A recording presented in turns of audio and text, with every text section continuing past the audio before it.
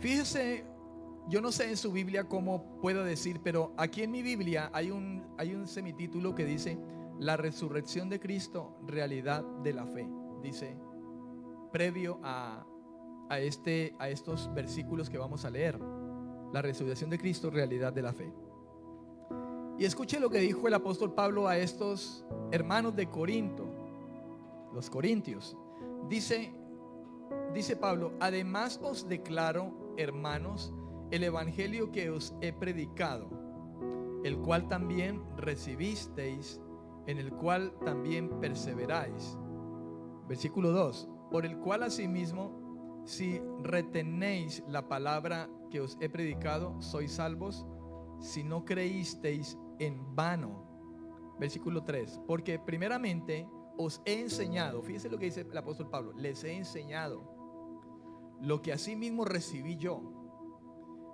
¿Qué recibió Pablo? ¿Qué le enseñaron? ¿Qué recibió? Que Cristo murió por nuestros pecados, conforme a las Escrituras, porque estaba escrito en las Escrituras, los profetas, Isaías, Daniel, Ezequiel, que Cristo murió por nuestros pecados conforme a las Escrituras, y que fue sepultado, y que resucitó al tercer día conforme a las Escrituras. Amén, amén y amén.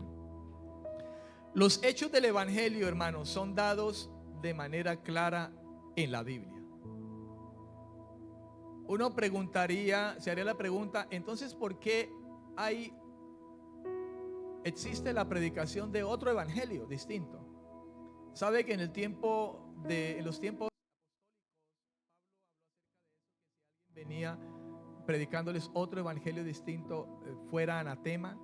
Si aún un mismo ángel del cielo viniera a hablar un evangelio distinto al que Cristo mismo vino, hermano, a proclamar, fuera anatema. Fíjese, aún si un ángel se atreviera a hacerlo. Y si habláramos de ángeles, yo creo que sería un ángel caído, hermano, porque si un ángel de allá arriba volviera a hacerlo, hermano, pues se la tendría que ver con el Señor, así como el diablo mismo y sus ángeles caídos fueron desechados. Amén. Entonces fíjese la magnitud, y creo que esto es revelación del mismo Señor al apóstol Pablo, cuando él dice: si un mismo ángel viniese para hablar algo distinto a lo que Cristo mismo vino a predicar, hermano, fuera anatema. De modo que el evangelio está claramente, hermano, denotado en la Biblia, y hablar del evangelio de otro modo, hermano, es estar en contra de la verdad, es engañar. Es lamentable decirlo, pero muchos, hermano, en muchas congregaciones viven engañados con respecto a este evangelio, y viven un evangelio que está buscando simplemente una prosperidad económica, el poder vivir sabroso, ¿verdad? Que no te falta nada y que no vas a estar enfermo, porque si estás enfermo es porque no eres hijo de Dios, estás en pecado, o si estás pagando arriendo. Inclusive alguien dijo alguna vez, un pastor, por cierto, dijo que si un hijo de Dios estaba pagando arriendo, entonces no estaba mal, o no era de Dios. Imagínese usted, hermano. Si a eso vamos, yo creo que en este mundo, el 100% de los que vivimos en este mundo, el 95% pagamos arriendo. ¿Sí o no? Si así fuera, entonces los que estamos pagando una casa a un banco porque la compramos supuestamente, también estamos mal, porque estamos pagando a un banco. Y se vive midiendo el estar bien con Dios, el ser salvos, el estar lleno de la gracia y el favor de Dios por las cosas que tenemos, como aquella iglesia que dijo: no me hace falta nada, estoy bendecido.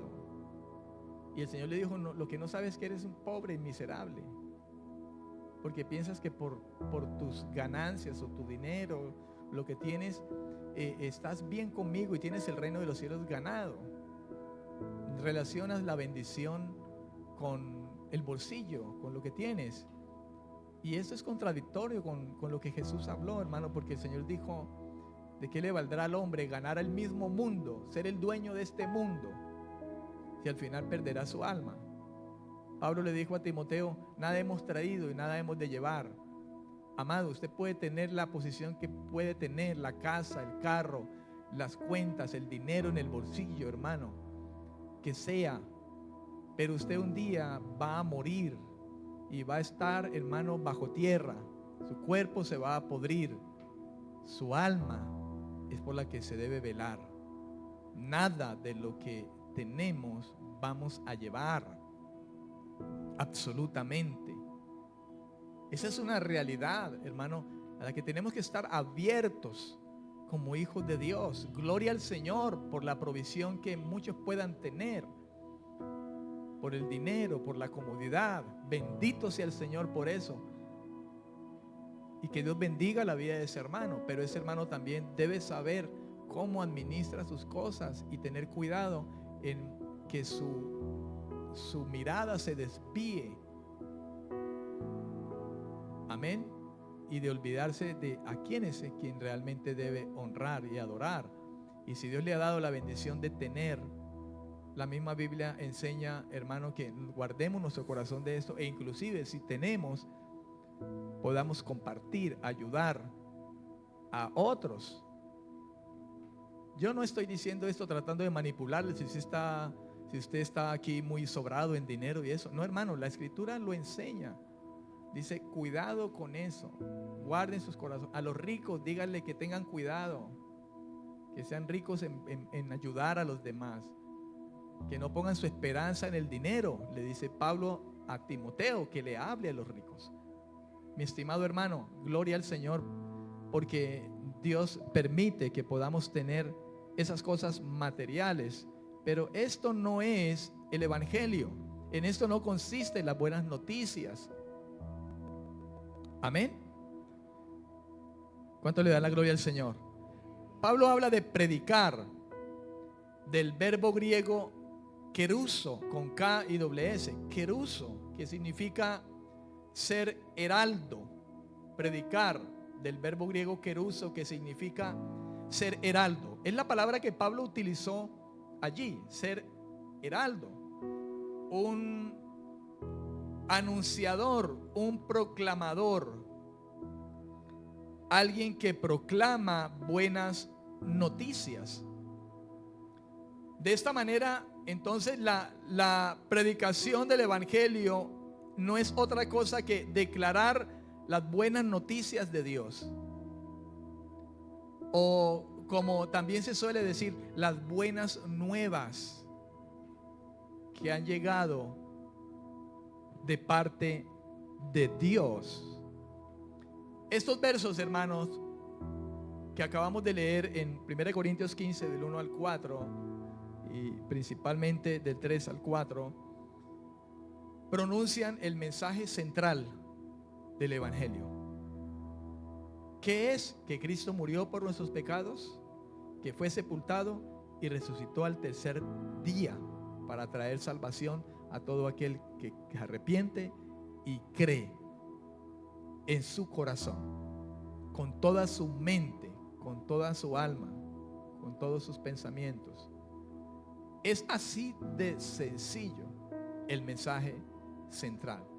De ahí para allá, mi amado, si esto llega a ser una realidad en el corazón del hombre, y Dios conoce el corazón del hombre, entonces Dios le da un nuevo nacimiento, y Dios le da su espíritu, y Dios le salva y le prepara para que sea en adelante también alguien que pueda llevar estas buenas noticias de salvación. Alguien que en adelante su prioridad va a ser buscar el reino de Dios y esa justicia de su reino en su vida. Va a buscar hacer la voluntad de Dios, y lo demás va a ser algo que Dios mismo le añadirá conforme a su necesidad. Eso es realmente lo que significa o significaría andar en el verdadero evangelio. Que Cristo murió por nuestros pecados, en nuestro lugar para pagar la pena de muerte por nuestro pecado, que fue sepultado para quitar nuestros pecados, pero que resucitó de manera corporal de entre los muertos para darnos vida nueva. Y la resurrección es algo central, porque si Cristo no se hubiese levantado entre los muertos, Pablo dijo, seríamos las personas más dignas de lástima de este planeta, de ser tan ignorantes, por decirlo quizá, y pensar que un muerto se levantó, que un cuerpo volvió a resucitar cuando nadie más lo ha hecho. Y Cristo murió, pero resucitó de entre los muertos y está sentado a la diestra del Padre y vive para siempre. ¿Cuántos dicen amén?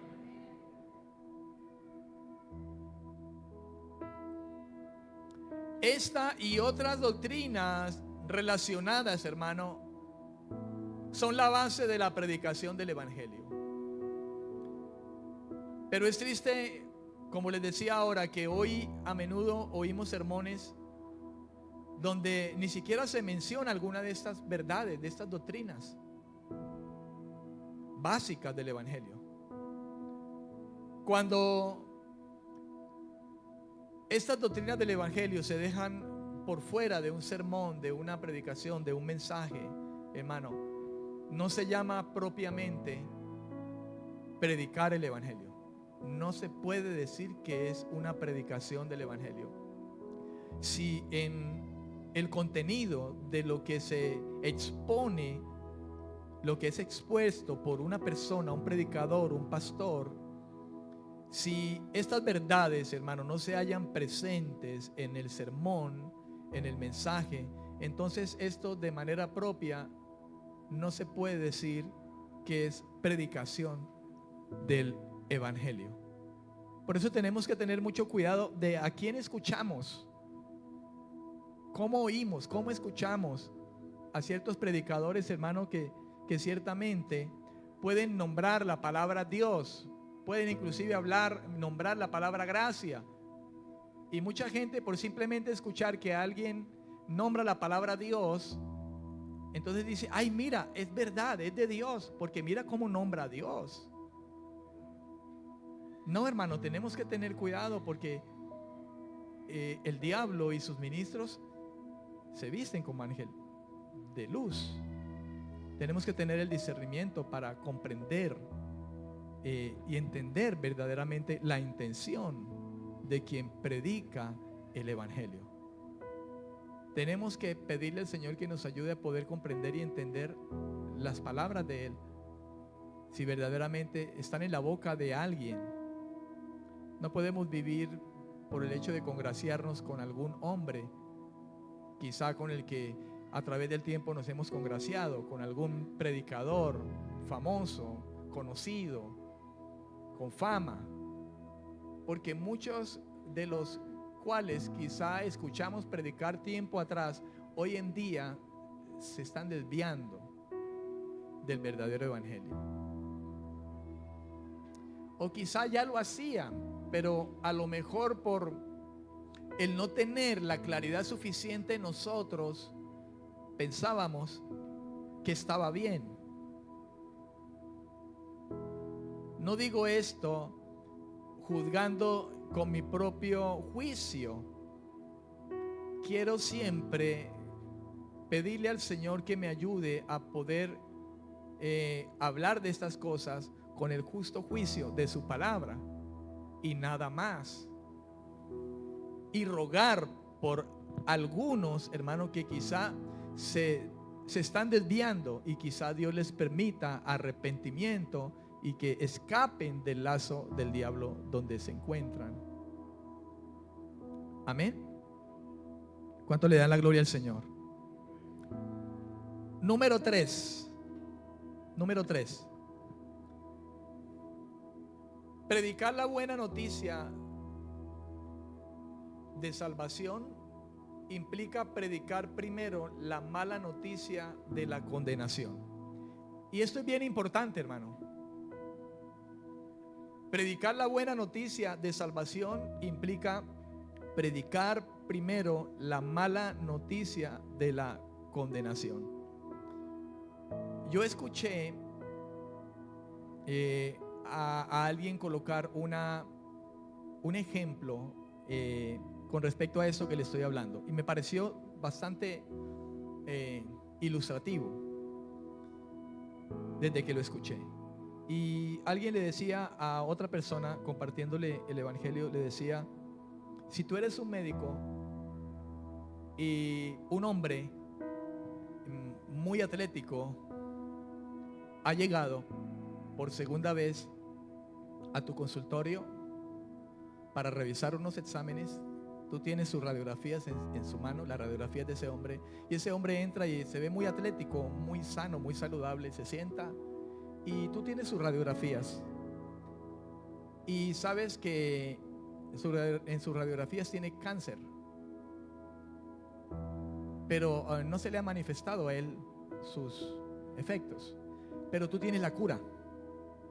Entonces dice aquel hombre, colocando ese ejemplo, dice: ¿qué le mostrarías? ¿Qué harías? ¿Le mostrarías las radiografías o le darías la cura? Y generalmente la gente dice: le daría la cura. Entonces él dice: quizá no te la reciba, porque a lo mejor te va a preguntar ¿para qué? O sea, ¿qué tengo? Si me siento bien, vine a hacerme simplemente unos exámenes de chequeo y me mandaste unas radiografías. Quizá no te la reciba. Quizá lo mejor que puedas hacer es mostrarle las radiografías y mostrarle su condición. Quizá se pueda convencer de eso y entonces pueda recibir la cura. Algo como eso, hermano, es importante tenerlo en cuenta cuando predicamos el evangelio, porque algunas personas no asumen que están mal, que están muriendo.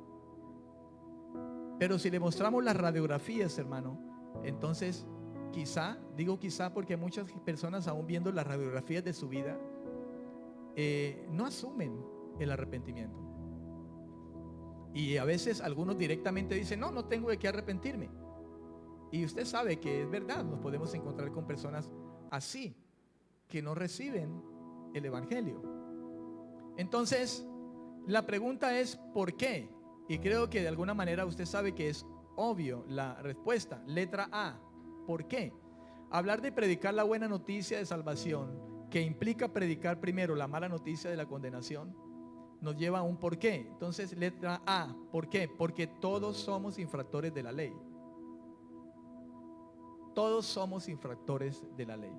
La ley moral de Dios debe ser un asunto introductorio al evangelio, a la buena noticia.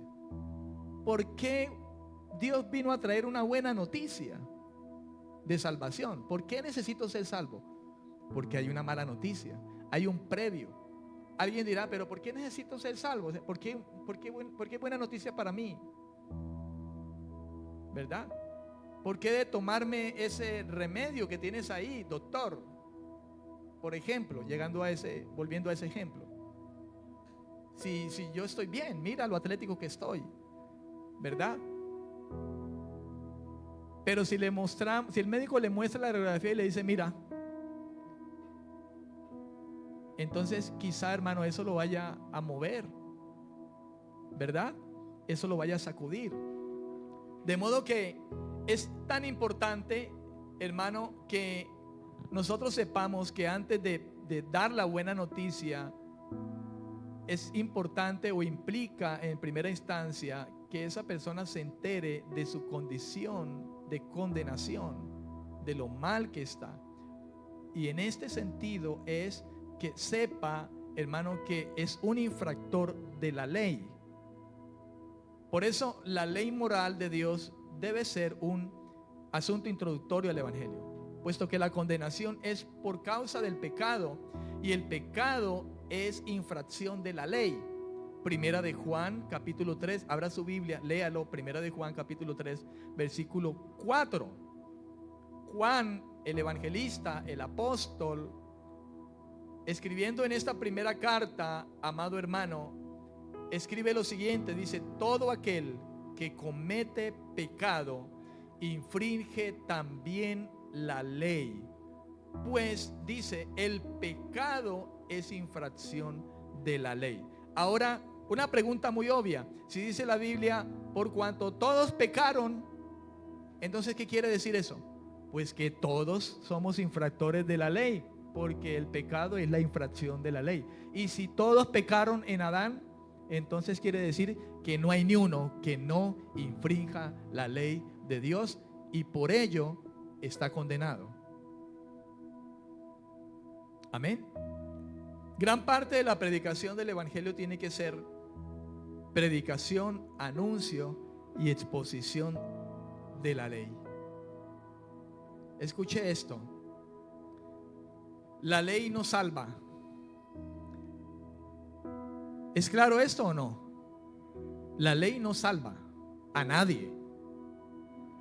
La ley antes nos condena, hermano. ¿Por qué? Por causa del pecado. Porque el errar está en nuestro corazón. Amén.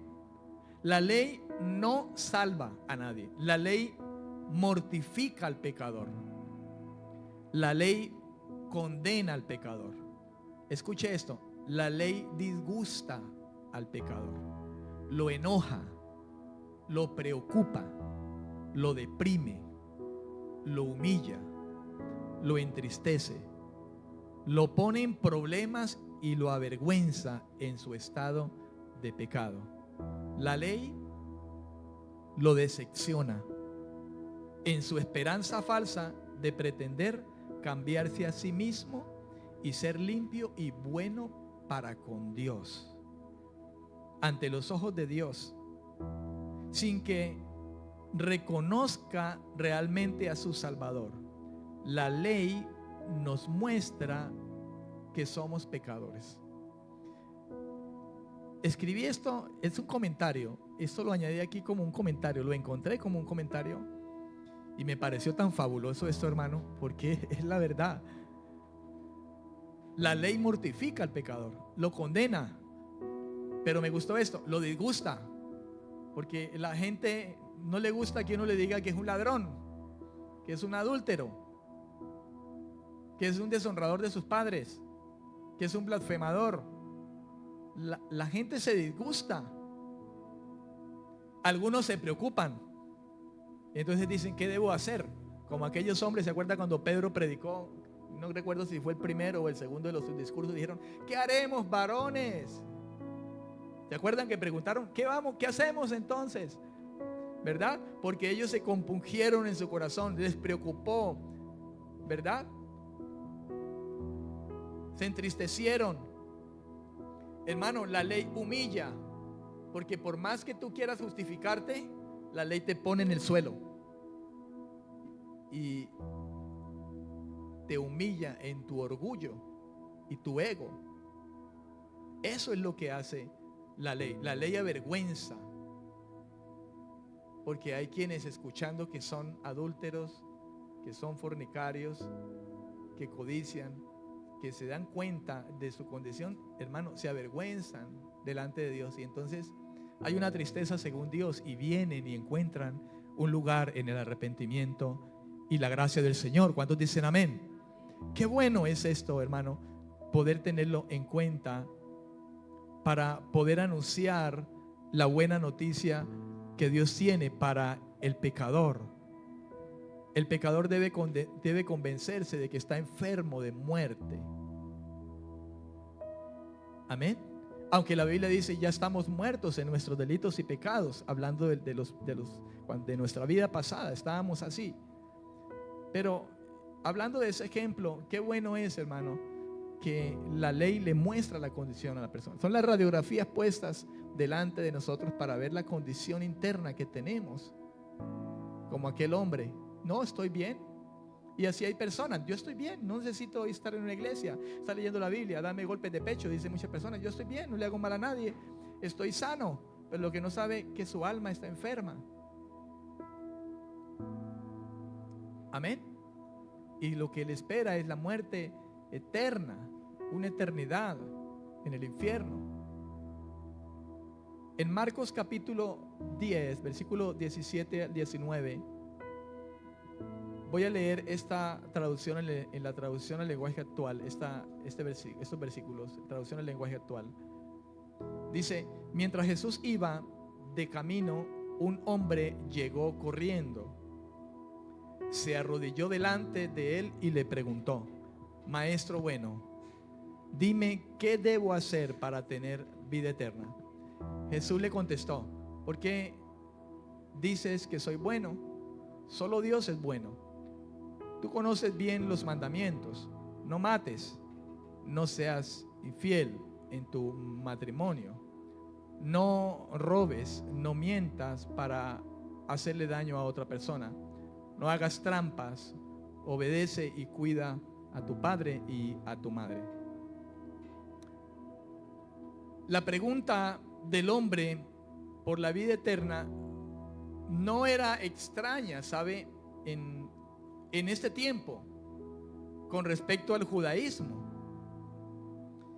Ya en el libro de Daniel se hablaba de alguna manera de esto, y los rabinos constantemente debatían de manera amplia acerca de quién podía, hermano, tener acceso a la vida eterna. Y quiero que vaya y mire algo en Daniel capítulo 12, versículo 2.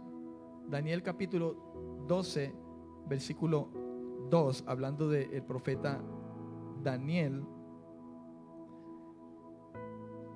Dice aquí en la escritura, dice: y muchos de los que duermen en el polvo de la tierra serán despertados, unos para vida eterna, otros para vergüenza y confusión perpetua. Fíjese, hermano, que ya en el libro de Daniel hallábamos nosotros esto, y no era extraña la pregunta de aquel tiempo, y de allí que este hombre joven rico, dice la escritura, se acercara al Señor con esa pregunta: ¿qué haré para ganar la vida eterna? La pregunta que ese hombre hacía pudiera revelarnos quizá que él creía que la vida eterna sería la recompensa de las buenas obras que podemos hacer.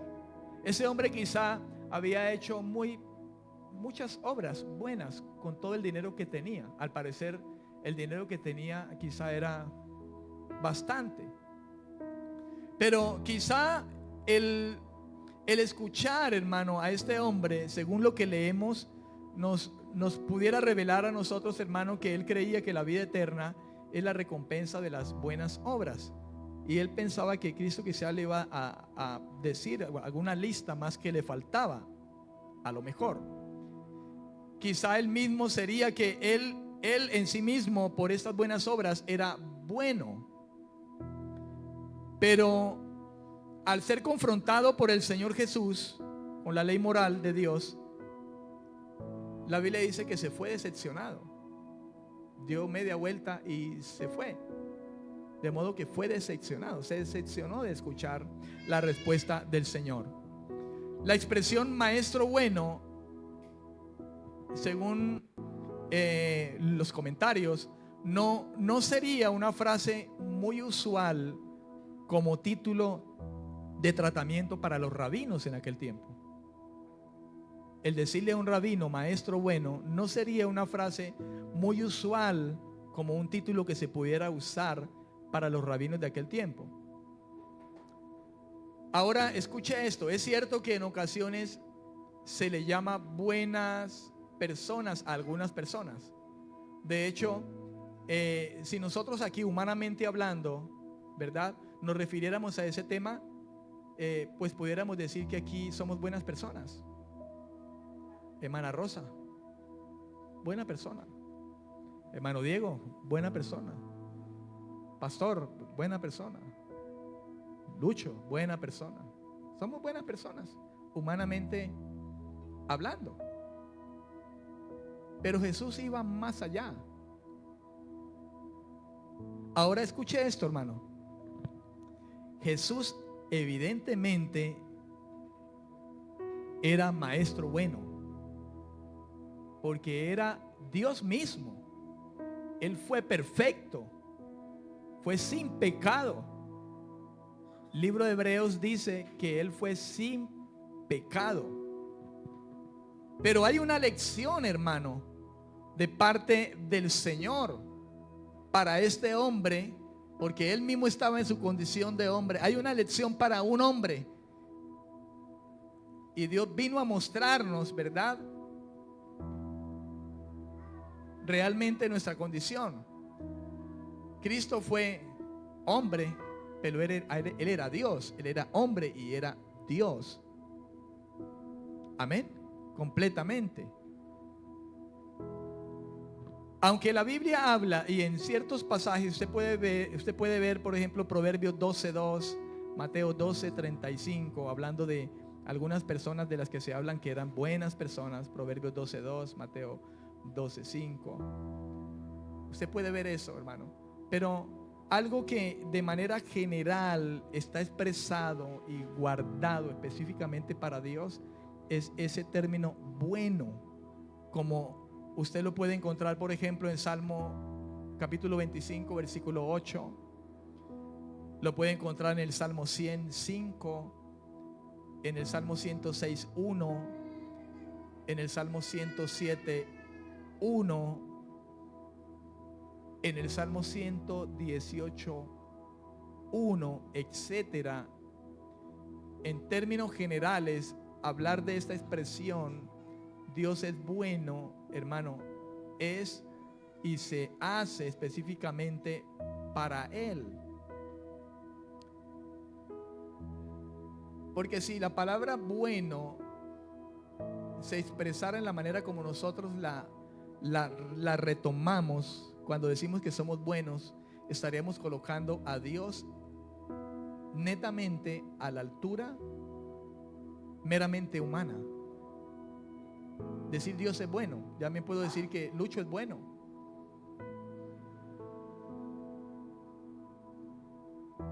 Amén. Luis es bueno, Diana es buena, el pastor Dani es bueno, Manuel es bueno, el pastor Alfredo es bueno, Dios es bueno. Estaríamos colocando a Dios a esa altura. De allí que Jesús, hermano, no respondió primero a la pregunta de este hombre: ¿qué debo hacer? Sino que antes de hacer esta pregunta, antes de responder, reaccionó aludiendo al título con el cual le fue tratado. Y por eso le dijo: ¿por qué me llamas bueno? Vuelvo y reitero, no porque Jesús no lo fuera, porque Él era Dios, pero Jesús estaba dando una lección, porque ciertamente Dios vino y se hizo hombre. Amén. ¿Qué significa la palabra bueno en la Biblia? Realmente, ¿a qué altura se lleva esa palabra? Porque, como le decía, puedes encontrar muchos lugares donde se hablan de buenas personas, como le nombré algunos versículos, y muchos más hay. El diccionario de la Real Academia Española define la palabra bueno de varias formas, o hay varios contextos. Sin embargo, hay uno, hermano, uno de los más significativos y más representativos, y es lo dicho de una persona, escuche, que piensa o actúa de acuerdo con la norma moral. Se habla de alguien bueno, refiriéndose a alguien que piensa y actúa de acuerdo con la norma moral. La RAE, o el diccionario de la Real Academia Española, también lo define de esta manera. Dice: bueno es lo superior a otra cosa y que la excede en una cualidad natural o moral.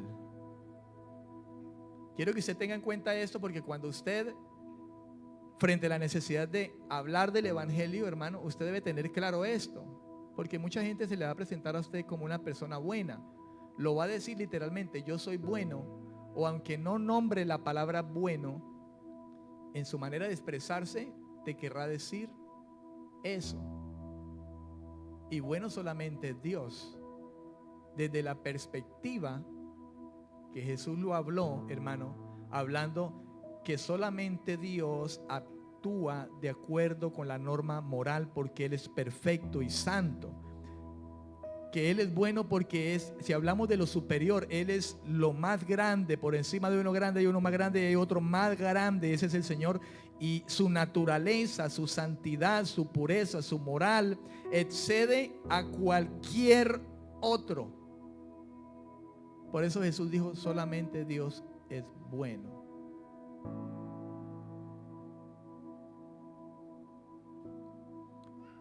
Bueno en el griego es el adjetivo ágatos, con H intermedia entre T y O, ágatos, que significa, escuchen, en el griego significa lo distinguido, lo mejor, lo excelente. En la Biblia, la palabra bueno es sinónimo de santidad. Y hablar de santidad es de estar apartado, sin pecado, lo justo.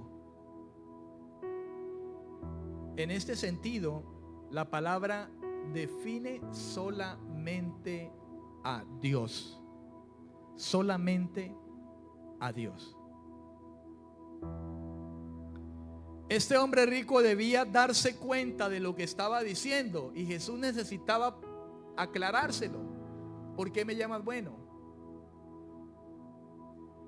Quizá este hombre quería congraciarse con el Señor. La pregunta que debiéramos hacernos nosotros, quizá de alguna manera, ¿será que este hombre sinceramente se estaba dando cuenta del significado de sus palabras al llamar al maestro bueno? ¿O solamente buscaba agradarle al Señor, congraciarse con Él? Algo, hermano, que quiero que usted y yo tengamos claro, y usted que me escucha lo tenga claro, es que obviamente bueno solamente Dios, y Jesús realmente era bueno porque Él mismo era Dios con nosotros. Dios estaba en Cristo, reconciliando al mundo con Él. Amén. Dios estaba con nosotros. Él era Dios. De modo que obviamente bueno era un calificativo para el Señor, pues Él era Dios con nosotros en su condición de hombre. No obstante, lo que el Señor Jesús hace o pretende aquí es dirigir la atención del hombre rico hacia Dios, en la cual el Señor es el más elevado modelo de la bondad o la definición de bueno. Había una lección que Jesús, el hombre, estaba queriéndole dar a este que pensaba que era lo suficientemente bueno o que podía hacer muchas obras más o añadir a las que ya había hecho para poder heredar el reino de Dios. Amén, amén. Romanos 3:20 dice, ya que por las obras de la ley ningún ser humano será justificado delante de él, porque por medio de la ley es el conocimiento del pecado. La gente perdida, hermano, tiene que estar consciente de su pecado. O el evangelio de Cristo no le parecerá importante. Si el pecador, la persona a la que nos dirigimos y le hablamos acerca de la buena noticia, hermano, si esa persona no está consciente de su condición, el evangelio de Cristo no le parecerá algo importante. Si aquel hombre que llegó al médico y previamente se había hecho sacar unos exámenes de rutina, y llega muy atlético, él se siente muy bien, pero si no le muestran las radiografías y su condición interior, ¿no le parecerá importante tomarse la medicina que ese médico le va a ofrecer o le está ofreciendo? Si coge las radiografías y las guarda y simplemente le dice: mira, tómate esto, tómatelo por tanto tiempo, y además te voy a hacer quimioterapias y te voy a hacer esto y aquello. Le va a decir: pero ¿cómo así? ¿Qué quimioterapias? Si yo no tengo cáncer, no me las voy a hacer.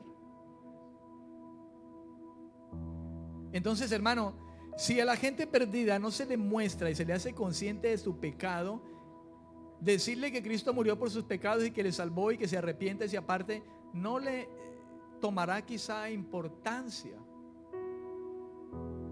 De hecho, nos encontramos con muchas personas así. Pero la viva realidad, hermano, es que todos estamos bajo condenación. Todos, no hay hombre que no peque, hermano. Y el hombre debe ser consciente de esto. Por lo tanto, la verdadera predicación del evangelio debe también enfatizar la incapacidad del hombre de hacer algo, de decir algo o de aprender algo que lo hará aceptable a Dios. Vuelvo y repito, la verdadera predicación del evangelio debe enfatizar la incapacidad del hombre o la mujer, cualquiera que sea. La incapacidad de que pueda hacer algo, de que pueda decir algo, de que pueda aprender algo que lo hará aceptable a Dios, sin venir a Cristo. No hay nada que el hombre pueda hacer, decir, aprender para alcanzar la misericordia de Dios sin venir a Cristo. Él dijo: yo soy el camino, yo soy la verdad y yo soy la vida. Nadie va a ir al Padre sino a través de mí. Cristo fue el que murió y el que también resucitó de entre los muertos y el que está sentado a la diestra del Padre. ¿Cuántos dicen amén? Gloria al Señor.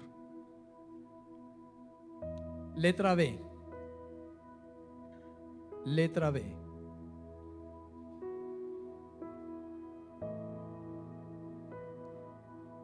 Usted escribió letra A, ¿verdad? Predicar la buena noticia de salvación implica predicar la mala noticia de la condenación. ¿Por qué? Porque todos somos infractores de la ley. Letra B, porque Dios llamará a los hombres a juicio y resultaremos culpables y merecedores del infierno.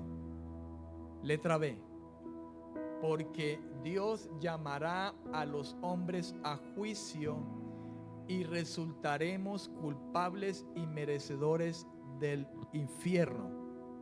Hebreos 9:27 dice: y de la manera que está establecido, escuche, está establecido para los hombres que mueran una sola vez. Esto derriba, hermano, el hecho de que usted y yo vamos a reencarnar. Muera una sola vez y después de esto, ¿qué? El juicio. Eso hay que decírselo al pecador. En Mateo 10:28, palabras del Señor Jesús, dice: y no temáis a los que matan el cuerpo, mas el alma no pueden matar. Temed más bien a aquel que puede destruir el alma y el cuerpo en el infierno. Amén, amén. Hermano, la examinación propia del corazón el pecado imperdonable, la reprobación del obstinado, la persona obstinada, también son temas de la ley necesarios para poder punzarle, hermano, el alma a alguien antes de que pueda recibir la medicina del evangelio. De lo contrario no lo va a hacer. Amén. De lo contrario no lo va a hacer.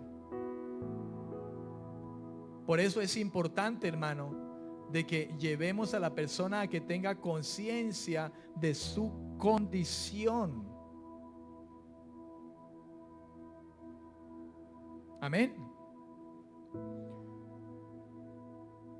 ¿Cuánto le dan la gloria al Señor? La necesidad absoluta de la conversión misma puede ser predicada como ley. La necesidad absoluta que tiene el pecador de su conversión, de que se convierta de sus malos caminos, de que cambie, hermano, también pudiéramos llamarlo parte de la predicación como ley, cuando le dice al pecador que esta obra está enteramente en las manos de Dios. La obra de salvación está enteramente en las manos de Dios. Porque nosotros no convertimos a nadie. Nosotros no hacemos nacer de nuevo a nadie. De modo, hermano, que la necesidad absoluta de la conversión que esa persona debe tener, debemos hacerlo consciente cuando lo hacemos parte de esa predicación como ley, que le dice al pecador que esta obra enteramente, hermano, está en la mano de Dios y que solamente Dios es el que puede hacerlo.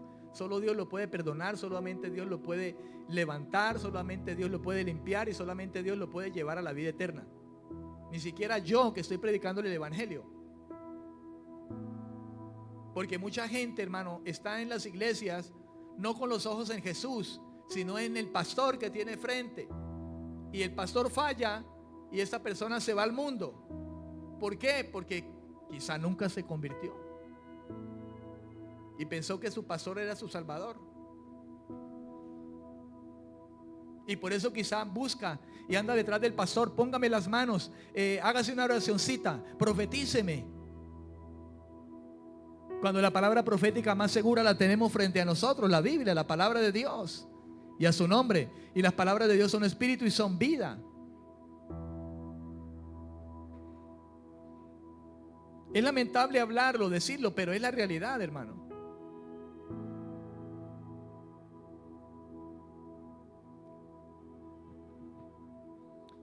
¿Cuántos dicen amén? Como dijo Cristo sobre la salvación, Marcos 10:27, para los hombres es imposible, porque la salvación del hombre depende totalmente de la gracia de Dios. Nosotros solamente debemos asegurarnos de predicar el evangelio correctamente. Amén. Demostrarle las radiografías a alguien y decirle: te tengo la cura. El evangelio de Cristo, la gracia del Señor. ¿Cuántos dicen amén? ¿Y cómo me la debo tomar? No, pues debe arrepentirte y luego confiar. ¿Cuántas veces al día debo seguir? Todos los días.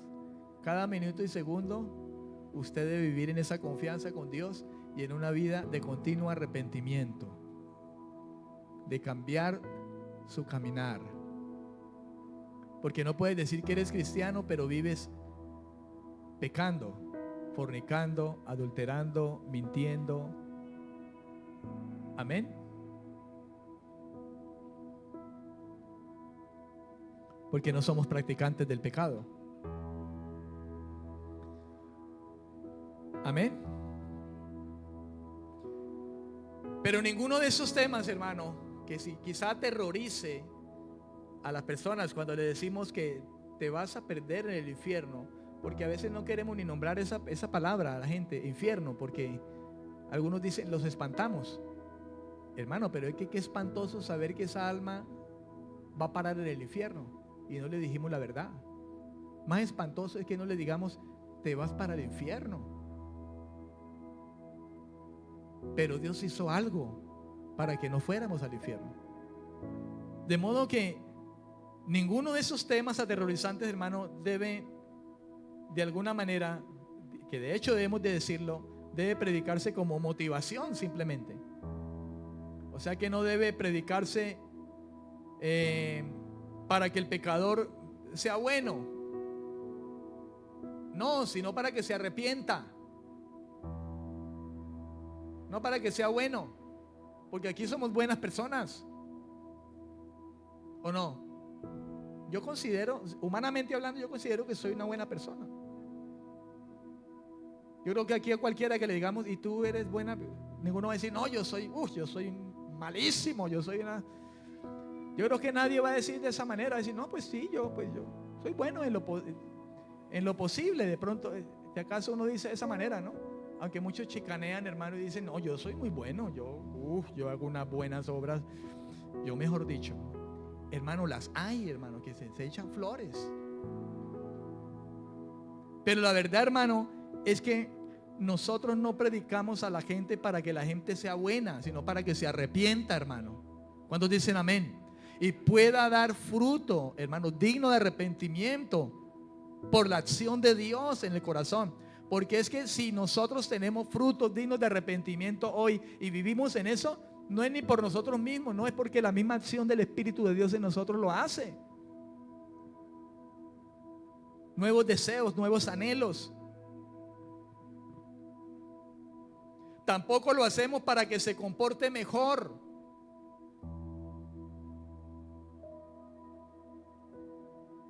Sino para que se arrepienta desde su corazón. ¿Cuántos dicen amén? Desde su corazón. Esto es desde su alma. Se arrepienta. El diablo no le dará problemas al predicador que tiene miedo de su congregación y se preocupa por su empleo a tal punto que predica 30 minutos y lo que dice se resume en esto: hermano, sea bueno y se va a sentir mejor.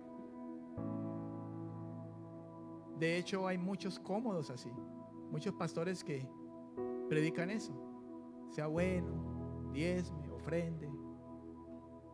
Eso sí, no fallen sus diezmos, ¿no? Es más, ahí le dejo los sobres. Ayude, sea bueno y se va a sentir mejor, va a sentir la presencia de Dios. El diablo, hermano, al diablo no le va a dar problemas tal predicador.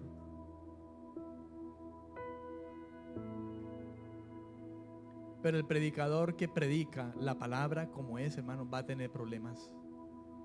Pablo tuvo problemas. Jesús tuvo problemas.